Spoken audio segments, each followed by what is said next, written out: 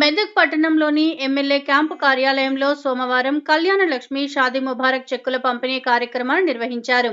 ఈ కార్యక్రమంలో ఎమ్మెల్యే మైనంపల్లి రోహిత్రావు పాల్గొని పలువురు లబ్ధిదారులకు కళ్యాణ లక్ష్మి షాదీ ముబారక్ చెక్కులను అందజేశారు.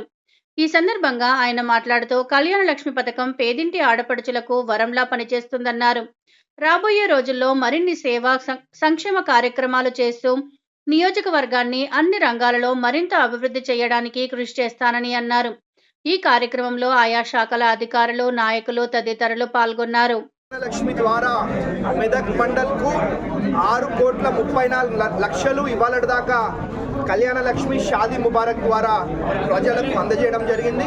మరి అదే హవేలీ గన్పూర్ చూసుకున్నట్టయితే 1,81,00,000 ఇవాళ దాకా కళ్యాణ లక్ష్మి షాదీ ముబారక్ ద్వారా మా హవేలీ గన్పూర్ కుటుంబ సభ్యులకు అందజేయడం జరిగింది. కాబట్టి ఇదే కాదు, భవిష్యత్తులో ఇంకా బ్రహ్మాండంగా అభివృద్ధి సేవా సంక్షేమ కార్యక్రమాలు చేపట్టుకుంటూ బ్రహ్మాండంగా అభివృద్ధిలో హవేలీ గన్పూర్ మెదక్ని పూర్తి మెదక్ నియోజకవర్గాన్ని కూడా ముందుంచే విధంగా మేము పనిచేస్తామని చెప్పి మీ ద్వారా మా కుటుంబ సభ్యులకు తెలియజేస్తాం.